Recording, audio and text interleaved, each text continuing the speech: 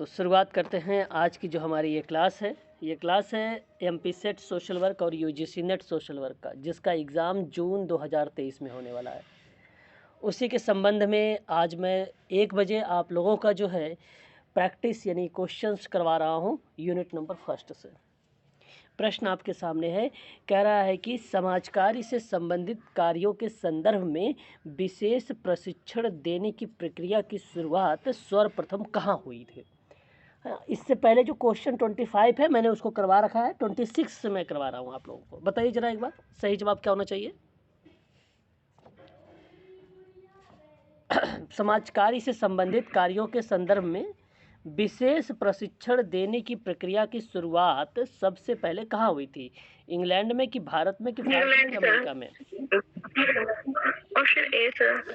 Option A की तरफ आप सभी लोग जा रहे हैं। ध्यान रखिएगा, यहाँ आपको जब विशेष प्रशिक्षण की बात हो, इसकी शुरुआत करने की जो प्रक्रिया मानी जाती है वो अमेरिका को माना जाता है, ना कि इंग्लैंड को माना जाता है ना। ऑप्शन नंबर डी ही आपका करेक्ट माना जाएगा, अमेरिका करेक्ट रहेगा। यहाँ पर अमेरिका आपका करेक्ट रहेगा।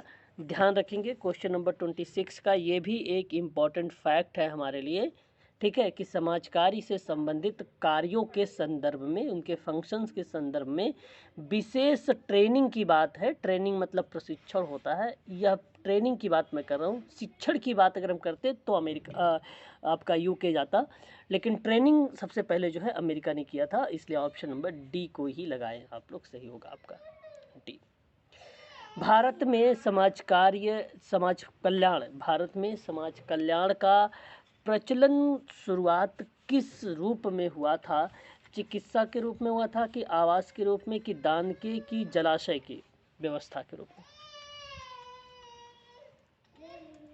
बताएं। ए नंबर। ओके, 27 का आप ए कह रहे हैं चिकित्सालय को लेकर। नहीं, भारत में समाज कल्याण का प्रचलन जो शुरुआत हुआ था ना वो स्टार्ट में तो दान प्रक्रिया से स्टार्ट हुआ है। ऑप्शन नंबर सी करेक्ट रहेगा आपका यहाँ पर, ठीक है, सी करेक्ट रहेगा भारत में, ठीक है, ध्यान रखेंगे। भारत में जो समाज कार्य में समाज कल्याण से जो प्रक्रिया स्टार्ट हुई है कि लोगों को समाज की मुख्य धारा से जोड़ने का प्रयास किया जाए, सोशल वर्क किताबों में देखने को मिला है दान प्रक्रिया से। बात करते हैं क्वेश्चन नंबर 28 के बारे में। सर्वेंट्स ऑफ इंडिया सोसाइटी के संस्थापक 1905 में किसके द्वारा की गई थी। लोकमान्य बाल गंगाधर तिलक, ज्योतिबा फूले, ईश्वरचंद्र विद्यासागर, गोपाल कृष्ण गोखले। बताइए क्वेश्चन नंबर 28, जवाब आप ही लोग देंगे, बताइए। ऑप्शन डी बिल्कुल सही जवाब। क्वेश्चन 28 का ऑप्शन जो डी आपने बताया है, गोपाल कृष्ण गोखले ने 1905 में सर्वेंट्स ऑफ इंडिया सोसाइटी की स्थापना की है, और ये भी प्रश्न सोशल वर्क में आ चुके हैं, तो याद रखिएगा, इंपॉर्टेंट सवाल था ये। अगली बात करते हैं क्वेश्चन नंबर 29 के बारे में कि भारत में समाज कार्य शिक्षा को, भारत में सोशल वर्क शिक्षा को प्रोत्साहन करने हेतु sir Dorabji Tata graduate school of social work की स्थापना कहाँ की गई थी, मुंबई, अहमदाबाद, पुणे या वर्धा में। Mumbai is the right answer. इसकी स्थापना कब हुई है जरा बताइए एक बार। 1936। और भारत का प्रथम शिक्षण संस्थान कौन सा है। प्रथम शिक्षण संस्थान, शिक्षण प्रशिक्षण संस्थान कह दिया जाए या शिक्षण संस्थान कह दिया जाए तो कौन सा लगाएंगे, बताइए। काशी, टाटा इंस्टीट्यूट, बिल्कुल सही जवाब, Tata institute of social science he correct जवाब होगा। ऑप्शन नंबर आपका जिस ऑप्शन में लिखा रहेगा, है ना। तो शैक्षिक संस्थान के बारे में बात करें या शिक्षण प्रशिक्षण संस्थान के बारे में बात करें, शैक्षिक प्रक्रिया की बात करें, तब भी आपका TISS ही आता है 1936 में। सबसे पहले इसके निर्देशक कौन रहे हैं TISS के, बताइए। TISS के निर्देशक कौन रहे हैं, सबसे प्रथम निर्देशक, प्रश्न आता है, नहीं पता, नहीं पता तो भी बता सकते हो आप लोग, डॉक्टर मंसर्ट, है ना। क्या नाम आएगा? डॉक्टर मंसर्ट का नाम आएगा, ध्यान रखेंगे खासकर आप लोग। ऑप्शन आपका डॉक्टर मंसर्ट वाला फिर सही हो जाएगा। आज वर्तमान में अगर कोई बात करता है तो साधनी भारत का नाम आता है। चलिए आगे बात करते हैं कि समाज कार्य एक व्यवसाय की श्रेणी में आता है। बताइए क्यों? क्योंकि इसमें आय की प्राप्ति होती है, इसमें रोजगार परक माना जाता है, इसमें व्यवस्थित क्रमबद्ध ज्ञान पर आधारित होता है, भावनात्मक और वस्तुनिष्ठता संबंधों पर आधारित होता है। सी सही जवाब आपने जो बताया है, मुझे ऑप्शन नंबर सी को बताया है, ये करेक्ट रहेगा कि समाज कार्य एक व्यवसाय की श्रेणी में तब आएगा जब आप किसी कार्य को क्रमबद्ध और व्यवस्थित ज्ञान पर आधारित काम करेंगे तब, है ना। ऑप्शन नंबर आपका सी सही रहेगा यहाँ पर। चलिए राजू जी, आज आपका पेपर था मेडिकल सोशल वर्क का, एम्स का? नहीं सर, मैंने नहीं भरा था। ओके। क्वेश्चन नंबर 31 देखो, समाज कार्य अध्ययन के संदर्भ में निम्नलिखित में से किसे शामिल नहीं किया जाता है? बताइए जरा एक बार, किसे शामिल नहीं करते हैं? व्यवसाय शिक्षा को ऊंचा स्तर उठाना, अनुसंधान को बढ़ावा देना, समाज को राजनीतिक हितों में जोड़ना और वैज्ञानिक आधार प्रदान करना। किसको नहीं शामिल करोगे? राजनीतिक। बिल्कुल, 31 का जो आप लोगों ने जवाब दिया ऑप्शन नंबर सी, इसे आप नहीं जोड़ेंगे और यही आपका करेक्ट जवाब रहेगा। ठीक है, चलिए बताइए जरा एक बार आप सभी लोग, इंडियन एसोसिएशन ऑफ, ध्यान रखेंगे, alumni school of social work का गठन किस वर्ष किया गया था? बड़ा ही अच्छा सवाल है, हालांकि पेपर में अभी तक तो नहीं इससे सवाल आए हैं, लेकिन फिर भी इंटरेस्टिंग यानी अच्छा सवाल है। बताएं।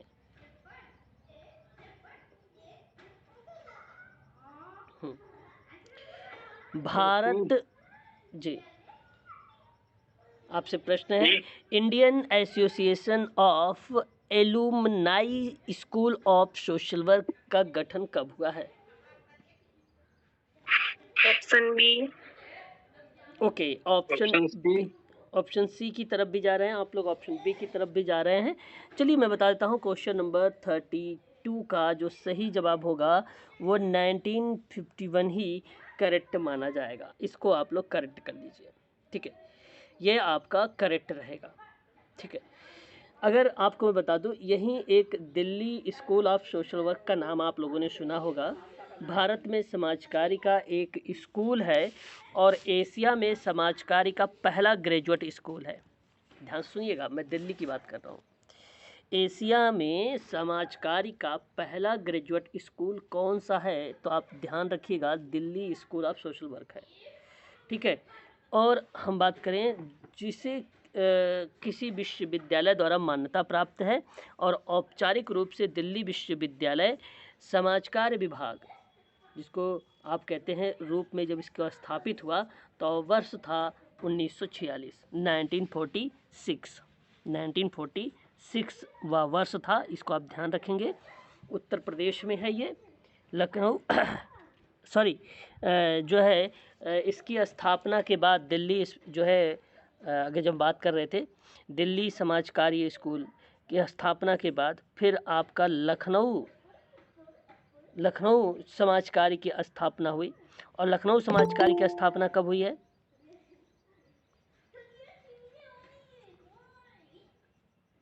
1947 नहीं होगा, 7 आपका आता है काशी वाला, 1949 का ही सही जवाब है, 49 वाला आपका सही जवाब माना जाएगा, है ना।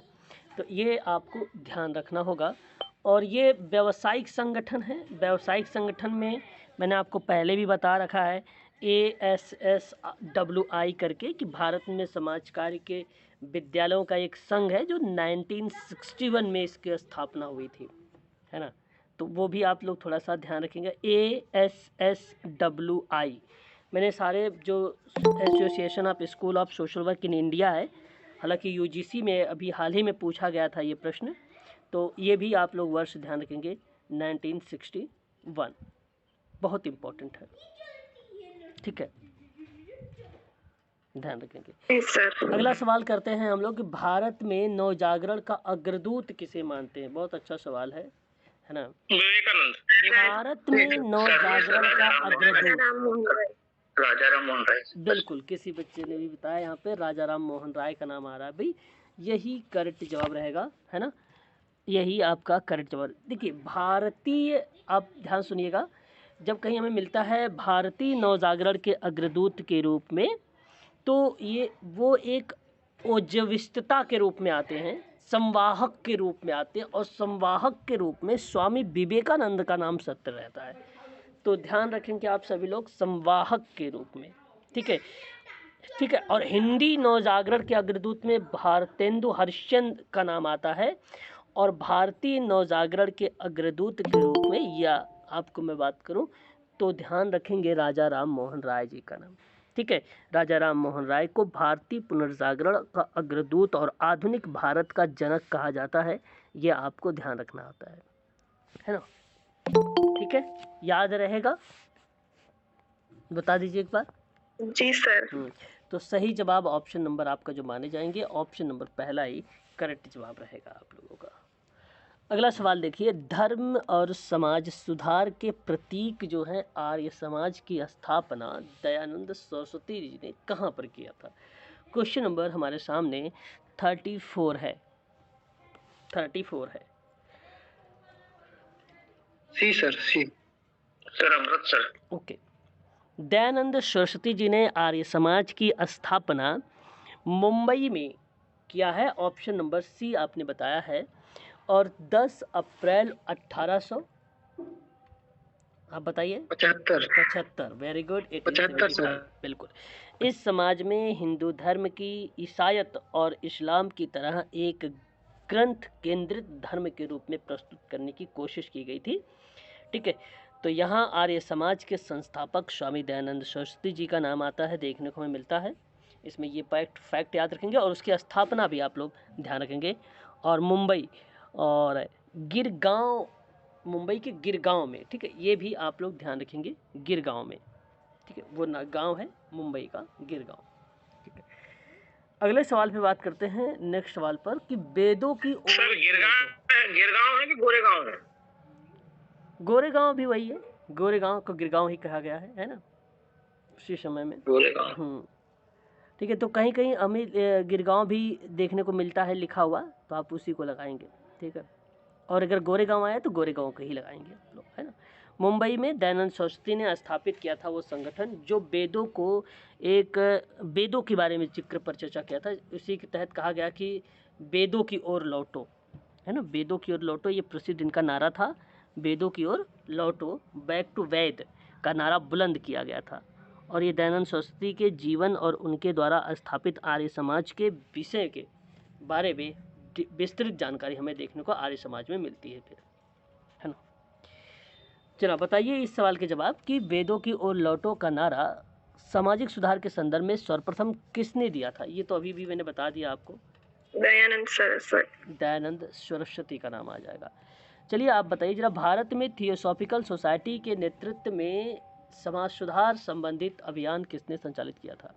बड़ा अच्छा सवाल है ना। थियोसॉफिकल सोसाइटी के नेतृत्व में समाज सुधार संबंधी अभियान किसने चलाया है, बताएं। चलिए अब आप ध्यान से सुनिए, मैडम बताइए किसका नाम आना चाहिए, मैडम ब्लॉट्स्की का कि एनरी बेसेंट, जो है एनी बेसेंट का। Annie Besant. नहीं सर, मैडम ब्लॉट्स्की का। Madam B sir. बी भी कह रहे हैं आप लोग, नहीं। प्रश्न है भारत में, तब बताइए, अब बताइए। प्रश्न है एनी बेसेंट। बिल्कुल सही जवाब, एनी बेसेंट, ठीक है। तो यहाँ पे बी गलत होगा। हाँ, भारत में थियोसॉफिकल सोसाइटी के नेतृत्व में समाज सुधार की जो भूमिका का संबंध बनता है ना, वो एनी बेसेंट का बनता है ना। मैं आपको बता दूं, थियोसॉफिकल सोसाइटी जो है, थियोसॉफी सभी धर्मों के अंतर्निहित ज्ञान है जब उन्हें अभिवृद्धि और अंधविश्वास से दूर किया जाता है। और थियोसॉफिकल सोसाइटी की स्थापना 1875 में इसकी भी हुई थी, 1875 में। मैडम ब्लॉट्स्की थी एक, और उनके साथ एक और थी कर्नल ऑलकॉट, ठीक है। यह केवल 1879 में था कि यह विचारधारा भारतीय संस्कृति और समाज में अपनी जड़ें जमा ली। अडयार में उसके बाद सन 1882 में अडयार, मद्रास के अडयार में इसका क्या बनाया गया था, मुख्यालय बनाया गया था। ठीक है, मद्रास में प्रेसिडेंसी में इसे जो है क्रिस्टलाइज किया गया और इसके आंदोलन को भारत में एनी बेसेंट ने लोकप्रिय बनाया। और थियोसॉफिकल सोसाइटी जो है वो 3 सिद्धांतों पर ही आधारित है। पता है आपको कौन कौन से 3 सिद्धांत है ये थियोसॉफिकल सोसाइटी के? बहुत इंपॉर्टेंट है, जो पेपर में आते भी हैं। बताना चाहेंगे आप? नहीं सर, नहीं पता। एक आपका आएगा सार्वभौमिक भाईचारा, ये सिद्धांत है, सार्वभौमिक भाईचारा। दूसरा आपका आता है तुलनात्मक धर्म और दर्शन का अध्ययन, तुलनात्मक धर्म या आप कह लीजिए दर्शन का अध्ययन, ये दूसरा सिद्धांत था। तीसरा सिद्धांत आपका आता है प्राकृतिक कानूनों की जांच जो अस्पष्टी हो, जो रहस्यवादी कानूनों को समझने की कोशिश करती हो, उस पे आधारित था ये सिद्धांत। तो प्राकृतिक कानूनों की जांच जो अस्पष्टीकृत रहस्यवादी कानूनों को समझने की कोशिश करती है, ये तीसरा सिद्धांत था। ठीक है, ठीक है, ये बात आपको ध्यान रखना है थियोसॉफिकल सोसाइटी के संबंध में।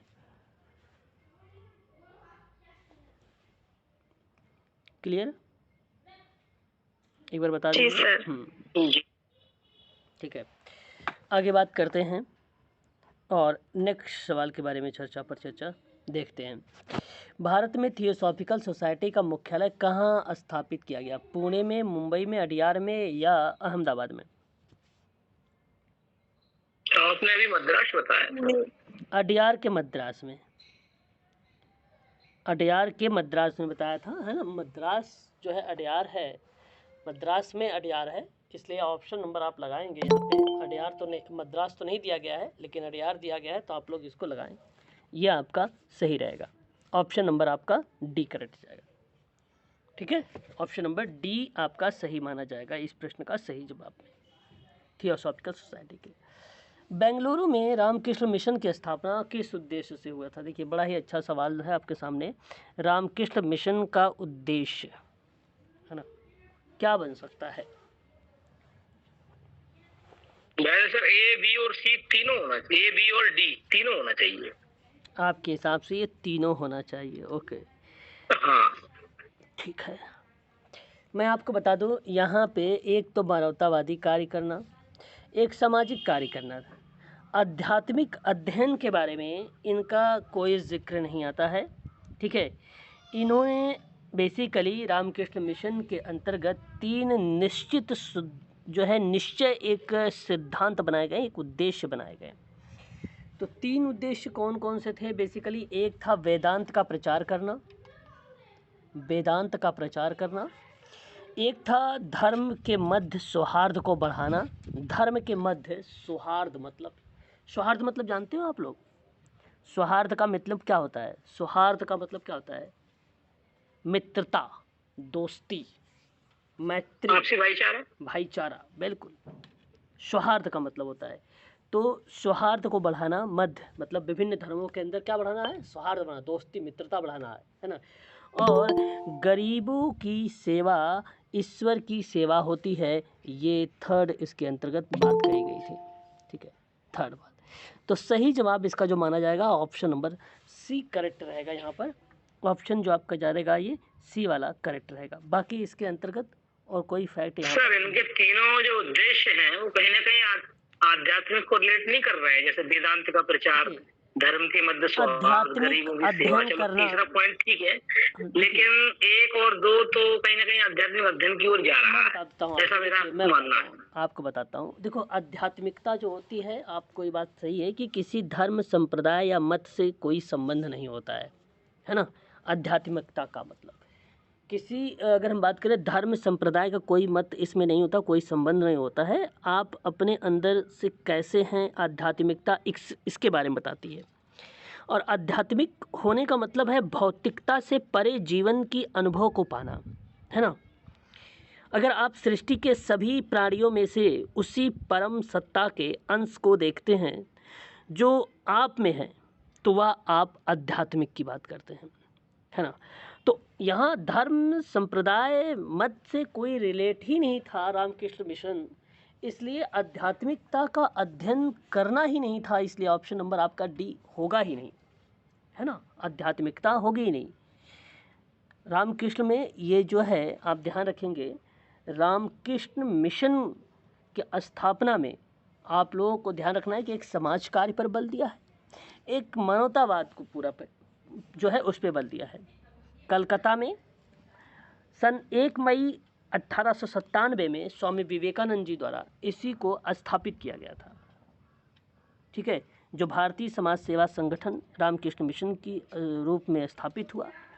और इसका उद्देश्य बनाया गया कि सन्निहित वेदांत की शिक्षाओं का प्रसार किया जाए, भारतीय लोगों को सामाजिक स्थितियों में सुधार किया जाए और सुधार करने इसके दोहरे उद्देश्य के साथ स्थापित भी किया जाए। ये मुख्य रूप से इसका उद्देश्य बनाया गया था। और आध्यात्मिक जैसे शब्द इस मिशन में आता ही नहीं, है ना।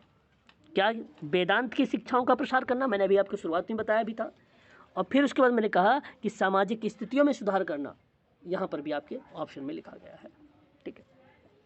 सही जवाब आपका क्या माना जाएगा, फिर एक बार बता दीजिए मुझे। ऑप्शन नंबर क्या सी को नहीं लगाना चाहते हैं आप लोग, बताइए। रामकृष्ण मिशन, जी सर, ऑप्शन सी। हाँ, आप ये बात कह लीजिए कि रामकृष्ण मिशन एक हिंदू धार्मिक के साथ साथ इसमें एक और पॉइंट आप नोट कर सकते हैं, आध्यात्मिक संगठन है।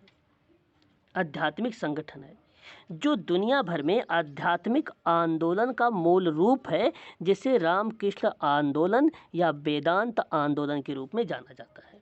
ये कह देना आपके लिए उचित रहेगा, बट आप कहेंगे इसका अध्ययन, तो ये उचित नहीं होगा, ठीक है। क्लियर रहेगा। चलिए आगे बात करते हैं नेक्स्ट सवाल पे। मुस्लिम समाज सुधार आंदोलन से संबंधित वहाली या वहाबी आंदोलन का मुख्य केंद्र भारत में कहाँ स्थित है। बड़ा अच्छा सवाल है आपके सामने, बताइए जरा एक बार आप लोग कि वहाबी आंदोलन, ठीक है, का मुख्य केंद्र भारत में कहाँ है। पटना। चलिए यहाँ आपने जवाब जो 39 का मुझे दिया है, ए ऑप्शन करेक्ट जवाब दिया है आपने, पटना। देखिए वहाबी आंदोलन पटना बिहार के आसपास हुआ था, और यह एक इस्लामी धार्मिक पुनरुत्थानवादी आंदोलन था, ये वहाबी आंदोलन, ठीक है, जिसमें इस बात पर जोर दिया गया कि मूल इस्लाम में किसी प्रकार का परिवर्तन की निंदा करता है और बदलाव को सुधार इसे जो है इसकी वास्तविक स्थिति में जो है लाने की बात करता है। इसी आंदोलन के जो प्रेरणा थे, जो नेतृत्व करता थे, उनका नाम था सैयद अहमद बरेलवी। क्या नाम था उनका? बरेलवी नाम था उनका। इन्होंने इसकी स्थापना की, इस आंदोलन को, और उसके बाद इस आंदोलन में 1820 से सक्रिय हो गया ये, लेकिन 1857 के विद्रोह के मद्देनज़र यह सशस्त्र प्रतिरोध में बदल गया, है ना, ये उसमें फिर बदल गया। तो आप ये बात यहाँ पर ध्यान रखें कि ये जो है 1820 में आया, पहली बात। दूसरी बात ये कि आंदोलन बिहार के जो है पटना ज़िले में स्थित है और इस्लामी जो है धार्मिक पुनरुत्थानवादी आंदोलन था ये, और इसमें इस बात पर जोर दिया गया कि मूल जो इस्लाम है उनमें किसी प्रकार का परिवर्तन की निंदा की बात की गई थी इस आंदोलन में, ठीक है। तो ये आपके लिए इम्पोर्टेंट रहेगा, है ना, ये आपके लिए इम्पोर्टेंट रहेगा, करेक्ट, ठीक है, याद रहेगा आप लोगों को। एक बार बता दीजिए आप लोग। जी सर। हाँ, भूलिएगा मत। भारत इस्लामी समाज में सामाजिक धार्मिक सुधारों के लिए जोरदार आंदोलन था ये, है ना। चलिए अगली बात करते हैं। अगला सवाल हमारे सामने है, ये भी हमारे लिए इम्पोर्टेंट है ना। मोहम्मडन एग्लो ओरिएंटल स्कूल की स्थापना अलीगढ़ में किसने की थी? बहुत ही अच्छा सैयद सवाल। अहमद खान। सर सैयद अहमद खान ने, बिल्कुल। चलिए ये वही जो आगे चल के अलीगढ़ मुस्लिम यूनिवर्सिटी बना। हाँ बिल्कुल बिल्कुल। आपको बता दूं कि सन 1877 में 1877 में सर सैयद ने अलीगढ़ में मोहम्मदन एंग्लो ओरिएंटल कॉलेज की स्थापना की थी और ऑक्सफोर्ड और कैम्ब्रिज विश्वविद्यालय के बाद कॉलेज का प्रतिरूप तैयार किया, जहां इन्होंने इंग्लैंड की यात्रा भी की थी। आपको पता होना चाहिए, इंग्लैंड की यात्रा भी की थी। अब इसमें अगर हम बात करते हैं अलीगढ़ मुस्लिम विश्वविद्यालय के रूप में भी, तो आप लोग ध्यान रखेंगे कि सर सैयद अहमद खान का ही भूमिका आती है इसमें। और मोहम्मदन एंग्लो ओरिएंटल कॉलेज के रूप में जो स्थापित होने की बात हुई वो 1875 में ही देखने को हमें मिला था, 1875 में देखने को मिला था। ठीक है, इस बात को आप लोग खासकर ध्यान रखेंगे, है ना। उसके बाद अगर मैं आप लोगों से बात करूं इसमें, तो अलीगढ़ जो है Mohammedan Anglo Oriental college Aligarh Muslim विश्वविद्यालय, जिसकी बात मैं कर रहा हूं आप लोगों से, ठीक है। आप लोग यहाँ पर देखे होंगे एक और वर्ष जो एग्ज़ाम में मिलता है कि अलीगढ़ मुस्लिम विश्वविद्यालय अधिनियम के बाद सन 1920 में मुस्लिम विश्वविद्यालय बन गया। 1920 में मुस्लिम विश्वविद्यालय बन गया। ये बात आप लोगों को थोड़ा सा ध्यान रखना पड़ेगा इसमें, ठीक है। याद रहेगा? एक बार बताइए। जी सर, जी सर, जी सर। ठीक है, ये बात आप लोगों को ध्यान रखना है। ओके। उसके बाद अगर हम बात करें तो इसमें जो है अलीगढ़ में साइंटिफिक सोसाइटी की स्थापना भी देखा होगा आपने। वह वर्ष देखा होगा 1864 का, 1864। ये ध्यान रखिएगा आप लोग, हमारे लिए इम्पोर्टेंट है, ये भी पेपर में आता है। सर सैयद अहमद खान को उनकी वफादारी के लिए 1888 में 1888 में नाइटहुड की उपाधि मिली थी। किसको? सर सैयद अहमद खान को। किस चीज़ की उपाधि? नाइटहुड की उपाधि मिली थी। बस ये बात आपको ध्यान रखना होगा, इतना तो इम्पोर्टेंट। 64 में क्या हुआ था सर? सर 64 में अलीगढ़ में साइंटिफिक सोसाइटी की स्थापना हुई थी, साइंटिफिक सोसाइटी की।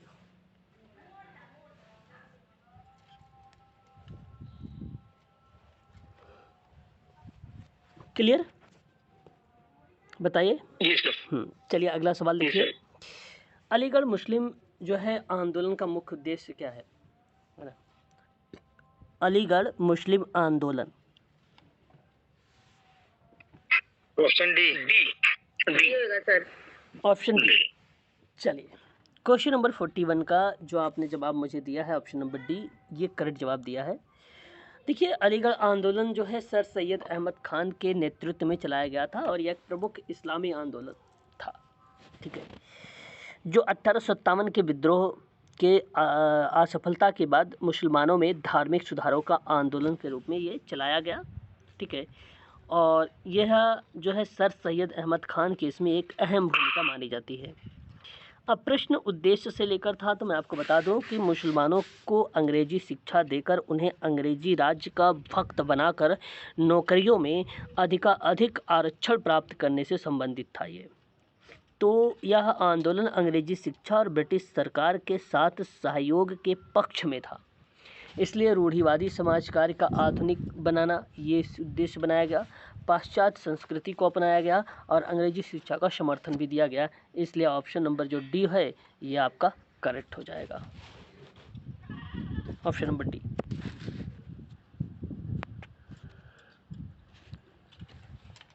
समाज कार्य के अंतर्गत कार्यकर्ता सेवार्थी के कार्यों का निष्पादन किस प्रकार से होता है बताइए?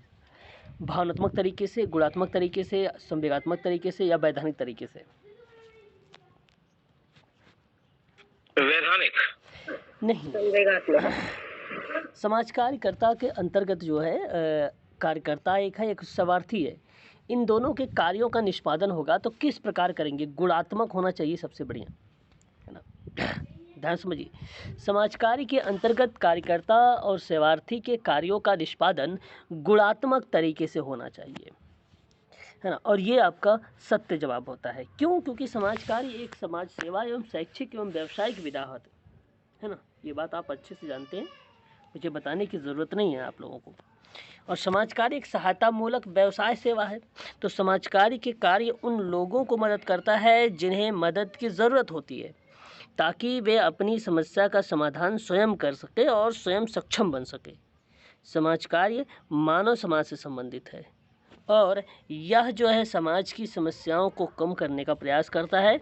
और समाज कार्य मानव समाज की समस्याओं को हल करने के लिए विभिन्न सामाजिक और व्यवहारिक ज्ञान और विज्ञान में सिद्धांत और कौशल प्राप्त करता है और उनका उपयोग करके सेवार्थी की विभिन्न प्रकार की समस्याओं का निदान और समाधान के लिए करता है। ये इसका सही जवाब जो माना जाएगा ऑप्शन नंबर आपका गुणात्मक तरीका माना जाएगा, ना कि वैधानिक तरीका माना जाएगा। ठीक है, इस बात को आप लोग खासकर ध्यान रखेंगे। नेक्स्ट सवाल की बात करते हैं हम लोग। हमारे सामने अगला सवाल है कि समाज कार्य के व्यावसायिक अभ्यास में समरूपता लाने के उद्देश्य से सर्वप्रथम किस देश में आचार संहिता अपनाई गई थी? अमेरिका। America, okay. और भी लोग बताएं, और भी लोग इस प्रश्न का जवाब बताएं जरा, क्या होना चाहिए कि समाज कार्य के व्यावसायिक अभ्यास में समरूपता लाने के उद्देश्य से सर्वप्रथम आचार संहिता किस देश से अपनाई गई है? अपनाई गई है, आई थिंक अमेरिका ही है सर। बिल्कुल यहाँ सही जवाब अमेरिका की तरफ आप लोग दे रहे हैं। अमेरिका ही करेक्ट जवाब होगा यहाँ पे कि भारत में जो है समाज कार्य जब आया था तो उसमें आचार संहिता भी आई थी, तो वो अमेरिका से ही लाई गई थी, है ना। और आचार संहिता बनाता किससे अगर हम बात करें तो व्यावसायिक संगठन। हाँ, व्यावसायिक संगठन बनाता है आचार संहिता। बिल्कुल सही बात, बिल्कुल सही बात, है ना, व्यावसायिक संगठनों के द्वारा। और आचार संहिता का मतलब ये थोड़ी ना हुआ कि कोई भी सोशल वर्कर जो है सेवार्थी का या समूह का या संगठन का उसका शोषण करे, है ना, उसका शोषण करे, ये सब बिल्कुल उससे रिलेट नहीं करता है। इसलिए आप खास कर इसको ध्यान रखें पॉजिटिव शब्दों का। तो आचार संहिता पॉजिटिव शब्दों पर बल देता है, ना कि नेगेटिव शब्दों पर बल देता है। ठीक है, तो इसका सही जवाब जो जाएगा ऑप्शन नंबर सी करेक्ट हो जाएगा। फिर कह रहा है कि अगला सवाल में कि समाज कार्य के संदर्भ में क्रियान्वित जो आचार संहिता है वो भारत द्वारा किस देश से ग्रहण की गई है? जाहिर सी बात है, अगर अमेरिका में पहले अमेरिका है सर, भारत से अमेरिका से। भारत में जो आया अमेरिका से आया है। ऑप्शन सही जवाब हो जाएगा ऑप्शन नंबर ए। अधिकांश सामाजिक कार्यकर्ता जो होते हैं आचार संहिता को ग्रहित नहीं करते हैं। बात सही है, तो इसमें क्या आपका तर्क होना चाहिए बताइए? क्या वो अलिखित होना चाहिए, प्रभावशाली व्यवसायिक संगठन होना चाहिए कि प्रभावशाली सामाजिक कार्यकर्ता? बी और सी। ओके, सही जवाब है आपका यहाँ पर ऑप्शन नंबर आपका प्रभावशाली व्यावसायिक संगठन और प्रभावशाली सामाजिक कार्यकर्ता। तो अधिकांश सामाजिक कार्यकर्ता जो है आचार संहिता को ग्रहण नहीं करते हैं, क्योंकि प्रभावशाली व्यावसायिक संगठन है और प्रभावशाली सामाजिक कार्यकर्ता है। रीजंस ये आपके सामने दिखा देता है ना। बाध्य नहीं है कि आप किसी चीज़ को माने या ना माने, है ना, कोई इसके लिए कठोर या ऐसा नियम नहीं बनाया गया है, परंतु होना चाहिए।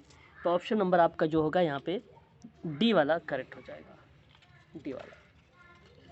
समाज कार्य से संबंधित सक्षम या सक्षमता। सर एक प्रश्न है। हाँ, यदि कोई सामाजिक कार्यकर्ता आचार संहिता को नहीं मानता है तो इस तरीके का कोई लॉ नहीं बना जो उसको दंडात्मक कार्रवाई के रूप में हो? नहीं, इसका मतलब थोड़ी ना कोई दंडात्मक क्रिया है आपका। उसका मतलब ये है कि आप पॉजिटिव काम करना है। जैसे हमारे अगर मान लो मैंने कहा कि आप हमारे एनजीओ में काम करना चाहते हो, ठीक है, सोशल वर्क। नहीं, अगर अपन हाँ, मतलब अगर किसी प्रकार से इसका अवहेलना या कुछ होता है तो किसी प्रकार का कोई प्रावधान नहीं बना आपका? नहीं, क्यों नहीं प्रावधान है, ये आचार संहिता है सर, आप समझ नहीं पाए। सोशल वर्क का आचार संहिता मैं आपको बताता हूँ। सोशल वर्क का आचार संहिता क्या होता है? सोशल वर्क का आचार संहिता बेसिकली ये व्यावसायिक संगठनों के द्वारा बनाए जाते हैं। पहली बात ये, इसमें ये कहा जाता है कि अगर कोई मान लो क्लाइंट आ गया तो उस क्लाइंट को ये आप उसका शोषण ना करें, है ना, उस क्लाइंट का, उस सेवार्थी का शोषण ना करें, उसकी समस्या का आप समाधान करें, है ना, ऐसा कहा जाता है। नहीं, मैं भी वही पूछ रहा हूँ सर, यदि शोषण करते हैं तो उस संबंध में मतलब कोई लॉ है क्या स्पेशली? देखिए आप बात नहीं पूरी सुन रहे हैं, मैं कह रहा हूँ पूरी बात सुनिए ना आप मेरे। फिर अगर बाई द वे मान लीजिए कार्यस्थल पर, सपोज मैंने कहा कि अगर आप कार्यस्थल पे गए और उसके साथ कुछ दुर्व्यवहार हो गया, ठीक है, क्लाइंट के साथ, सपोज मान लो कार्यकर्ता मेल है और फीमेल जो है क्लाइंट है, और उसके साथ मान लो कोई कार्यकर्ता ने दुर्व्यवहार किया, तो बिल्कुल उसके साथ उसके दंड कार्यवाही की जाएगी, क्योंकि उसके साथ फिर एक्ट शामिल हो जाता है ना। लेकिन जो एथिक्स है, जो आचार संहिता बनाई गई, आचार संहिता का मतलब ये रहा यहाँ पर कि मतलब आप आए, नियम से आप आए, मतलब ये टाइमिंग है काम करने का, और आपको इस तरीके से काम करना है, ठीक है। और आपको अगर बता दिया जाएगा कि 4 से लेकर, मतलब हमारा एनजीओ जो है 9 बजे से लेकर 4 बजे तक ओपन है, तो हम आपको जो है 9 बजे से लेकर 4 बजे तक यहाँ पे काम करना है।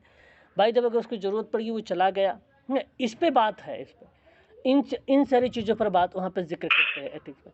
अगर वो कोई क्लाइंट के साथ अगर वो दुर्व्यवहार करेगा सर, तो उसके लिए तो कानून बनाए गए हैं, वो कानून अलग है, ना कि आचार संहिता को रिलेट करेगा वो, है ना। आचार संहिता में बेसिकली क्या है कि आप नियम पर आइए, वहाँ पे अपने जो फॉर्म, जैसे कि नहीं सोशल वर्कर प्रोफेशनल होता है, तो प्रोफेशनल होने का आपको एक वो बताता है, वो सिद्धांत बताता है एक आपको, है ना, एक सिद्धांत बताता है कि प्रोफेशनल होने की क्या क्या क्वालिटीज़ हो सकती हैं, क्या क्या उसके गुण हो सकते हैं, वो बताता है आपको यहाँ पे आचार संहिता। तो यदि अगर कोई वो करेगा दुर्व्यवहार किसी भी के साथ, तो उसके लिए जाहिर सी बात है कार्रवाई होगी, है ना, वो अलग चीज़ बन जाएगी यहाँ पे, और जो आचार संहिता है वो अलग बन जाता है, ठीक है। चलिए, आचार संहिता अगर आप चुनाव वाली बात करते हैं, तो जैसे मैं नहीं कहता हूँ, आप लोग कहते होंगे कि भाई ये देखो तो अब जो है ना, अब आपको लाउड स्पीकर नहीं लगाना है, आवाज़ नहीं करनी है, किसी के गली में नहीं जाना है, पर्चे नहीं बांटने हैं, क्यों, आचार संहिता लग गया वहाँ पे, आप लोगों ने सुना होगा इस तरीके से, है ना। ठीक उसी प्रकार से हमारे सोशल वर्क में भी वो चीज़ें होती हैं, है ना। पेशेवर सामाजिक जो है अभ्यास कार्यकर्ता के, ये प्रश्न नहीं हुआ था पीछे वाला, शायद नहीं हुआ, यहाँ पे देखिए, समाज कार्य से संबंधित जो है सक्षमता कार्यकर्ता के किस गुण को निर्देशित करती है? विवेकशील गुण होगा कि भावनात्मक गुण होगा, कार्यशैली होगा कि कार्य क्षमता होगा? 46 का सही जवाब बताएं। कार्य क्षमता। कार्य क्षमता आप बता रहे हैं, ओके। और कोई बच्चे बताएं जरा, इसका सही जवाब क्या होना चाहिए कि समाज कार्य से संबंधित सक्षमता कार्यकर्ता के गुण? ऑप्शन नंबर ए बता रहे हैं विवेकशील की तरफ, ओके। देखिए आपको मैं बता दूं, सामाजिक कार्यकर्ता के गुण और उनकी भूमिकाएं बहुत ही इम्पॉर्टेंट होती हैं। आपको सिंपल सी बात ध्यान रखना, ये बेसिकली हम लोगों को पता होना चाहिए, है ना, इसके बारे में बताया नहीं जाता है सोशल वर्क वगैरह को लेकर, लेकिन ये हमें पता होना चाहिए। जैसे सामाजिक कार्यकर्ता के गुण, संबंध स्थापित करने की एक कला होनी चाहिए, है ना। सामाजिक कार्यकर्ता जो होता है, सेवार्थी के साथ अच्छा संबंध स्थापित करने की आवश्यकता होती है, और यह व्यवसाय उद्देश्य के लिए होता है, तो इसलिए कहा जाता है कि संबंध स्थापित करने की कला होनी चाहिए। परिस्थिति समझने के जो है उसकी योग्यता होनी चाहिए, परिस्थिति के साथ सहयोग की योग्यता होनी चाहिए, समाज की भावनाओं को समझने की जो क्षमता होनी चाहिए, कार्यक्रम के विकास की क्षमता होनी चाहिए, और कार्यशैली के विकास में उसकी जो है भूमिका होनी चाहिए, संचार की भूमिका होनी चाहिए, सुनना, लिसनिंग जो होता है एक महत्वपूर्ण कौशल होता है, ये भी क्वालिटी उसके अंतर्गत होनी चाहिए। ऑब्जर्वेशन मतलब अवलोकन होता है, अवलोकन की गतिविधियां जो होती हैं वो भी उसके अंदर होनी चाहिए। किसी टास्क को विश्लेषित कर सके, उस पर मनन कर सके, तार्किक तरीके से चिंतन कर सके, यह क्वालिटी उसके अंदर होनी चाहिए। और परानुभूत बहुत इम्पोर्टेंट शब्द है, किसी व्यक्ति द्वारा अन्य किसी व्यक्ति के स्थान पर रखकर उसके अनुभव और भावनात्मकताओं को या भावनाओं को महसूस करने की जो क्रिया होती है उसको परानुभूत कहते हैं। ये क्वालिटी उसके अंदर होनी चाहिए। आत्मनिर्णय की क्वालिटी होनी चाहिए, नेतृत्व की क्वालिटी होनी चाहिए। ये सभी जो हैं एक प्रकार के उसके गुण बताते हैं, उसकी क्वालिटी बताते हैं। तो इसलिए विवेकशील का गुण भी हो सकता है, भावनात्मक गुण, कार्य क्षमता का गुण, कार्यशैली का गुण। अच्छा, यहाँ देखिए प्रश्न हमारे सामने है कि जो है सक्षमता कार्यकर्ता के किस गुण को निर्देशित करेगी, तो कार्यशैली को करेगी, है ना। जो सक्षमता कार्यकर्ता होता है वो किस गुण को बताता है, किस गुण को निर्देशित करेगी, तो ये शब्द जो है परिभाषित करता है केवल कार्यशैली को। बेसिकली सारे ऑप्शन सही हैं, ये सारे गुण होने ही चाहिए, लेकिन प्रश्न आपसे केवल सक्षमता कार्यकर्ता के किस गुण को निर्देशित करेगी, तो वो कार्यशैली को निर्देशित करेगी। सही जवाब आपका ये होता है। बाकी भूमिका तो शिक्षक की हुई होती है, उसकी मध्यस्थता की होती है, पहलकर्ता की होती है, सुविधा प्रदाता की होती है, वार्ताकार की होती है ना। सामुदायिक कार्यकर्ता, व्यक्तिगत कार्यकर्ता, समूह कार्यकर्ता, समाज कार्यकर्ता, सेवादाता इत्यादि के रूप में इसकी भूमिका हमें देखने को मिलती है। ठीक है, याद रखेंगे। अगला सवाल हमारे सामने है कि व्यावसायिक अभ्यासकर्ता समाज कार्य के दौरान किन परिणामों पर अधिक ध्यान देता है। देखिए, समाज कार्य के दौरान किन परिणाम पर अधिक ध्यान देता है, बताएं। सर ए या डी आएगा। ए या डी आएगा, दोनों में से कोई एक बताइए। बी गुणात्मक। बी गुणात्मक, ओके। सर ए लग रहा है परिणाम। आप अगर जब 47 का जवाब बता रहे हैं, बी बता रहे हैं गुणात्मक। व्यावसायिक सामाजिक कार्यकर्ता या अभ्यासकर्ता समाज कार्य के दौरान किन परिणामों पर अधिक ध्यान देता है, तो गुणात्मक परिणामों पर अधिक ध्यान देता है। इसलिए आपका जो होगा गुणात्मक परिणाम करेक्ट रहेगा। ये आपका ऑप्शन सही माना जाएगा, बी वाला। ठीक है, बी आपका करेक्ट रहेगा, बी सही जवाब है आपका। क्वेश्चन नंबर 48 है, समाज कार्य में अभ्यास के साथ व्यवसाय को ही पेशेवर कहते हैं, है ना। पेशेवर होने का तात्पर्य क्या होगा, बताइए जरा। सही जवाब 48 का क्या होना चाहिए। पेशेवर व्यवहार एवं पेशे दोनों को समृद्ध करना, या व्यावसायिक उद्देश्यों को महत्व देना, या पेशेवर कार्य को ही अधिक महत्व दे देना, या केवल पेशे को अधिक महत्व देना, क्या होना चाहिए। Option A. बिल्कुल सही जवाब ऑप्शन ए होगा। हाँ, ए सही है सर, बाकी ये तीन नेगेटिव में जा रहे हैं। पेशेवर व्यवहार और पेशे दोनों को समृद्ध करने के संबंध में होता है, इसलिए ऑप्शन नंबर आपका करेक्ट होगा, पहला वाला ही।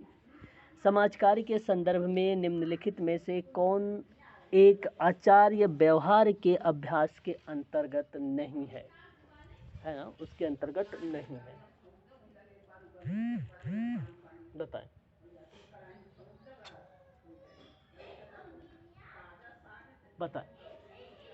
Question number B option. Okay, सही जवाब आप लोगों ने मुझे बताया है बी की तरफ, परंतु बी गलत होगा। यहाँ समाज कार्य के संदर्भ में निम्नलिखित में से आचार्य व्यवहार है ये, और आचार व्यवहार का अभ्यास के अंतर्गत नहीं होता है।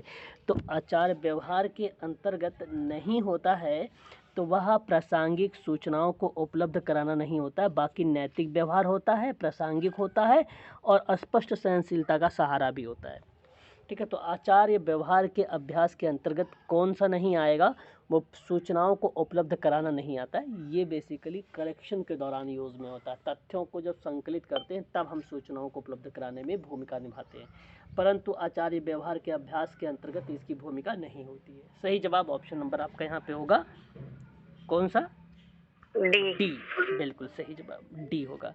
समाज कार्य में लोगों की सक्रिय भागीदारी प्रश्न पूछ ले या लोगों की भागीदारी की आवश्यकता की बात कर ले, तो यह कथन किस विद्वान का है, तो आप बताइए जरा।